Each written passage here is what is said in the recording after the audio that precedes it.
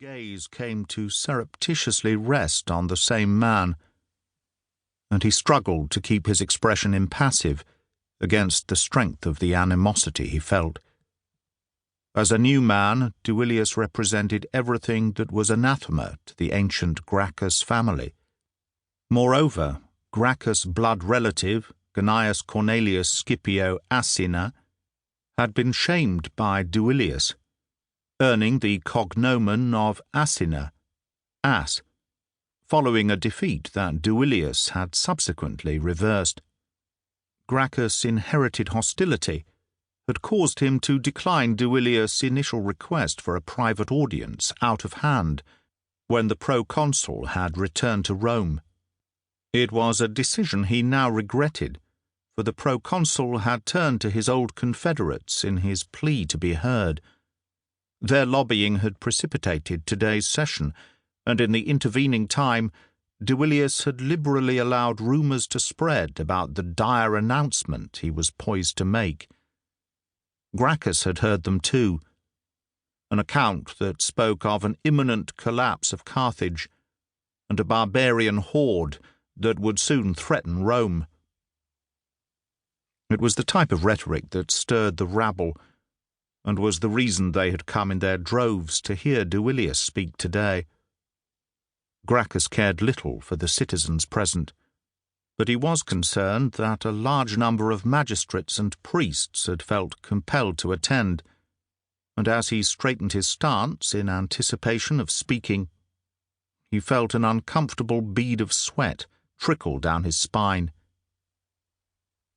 Gaius Duilius savoured the sensation of having the eyes of the Senate upon him, his mind raging back to the time when he was senior consul of this very assembly, and all of Rome was his to command. Since that time of overt power, his work within the Senate had by necessity become ever more nuanced. He operated sub rosa to put men of his choosing into office, a complex and delicate play where victory was often in the fickle hands of Fortuna. With each success came the incredible feeling he so craved, the knowledge that he was guiding the course of the Republic. Equally, each failure was fraught with the possibility that his position of influence amongst his allies would fracture, and his last defeat, the election of Tiberius Sempronius Gracchus to the senior consulship, above a candidate of Duilius' choosing, had all but relegated him to the fringes of the homines novi faction. That position had been reversed the moment Gracchus refused to grant him an audience. Duilius was furious with Gracchus, and he took cold satisfaction from the awareness that the consul was watching him intently from across the chamber. It was true that since the end of the war against the Punici, there were few opportunities for younger politicians to prove their mettle in battle, but Gracchus' elevation had been secured purely by dint of his family connections. There was little else to recommend the arrogant prig, and his treatment of Duilius, when it was obvious that he carried important news, was testament to the hollow immaturity of the man. As Duilius felt his anger surface anew at the insult, he checked his motivation for the actions he had taken, for he mocked any man who blindly allowed his ego to twist the truth within their own mind.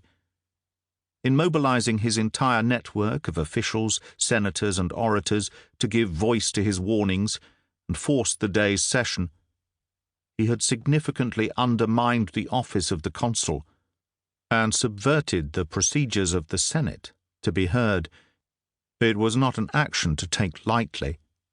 There was a real risk in an open confrontation on what was best for the Republic.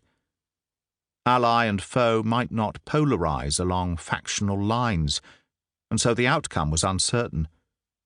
Nonetheless, Duilius could find no flaw in his motivation, and he drew himself to his full height as he realized the senior consul was about to speak.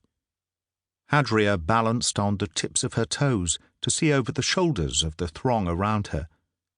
She gripped her father's upper arm to steady herself, wearing a plain blue stola that complemented the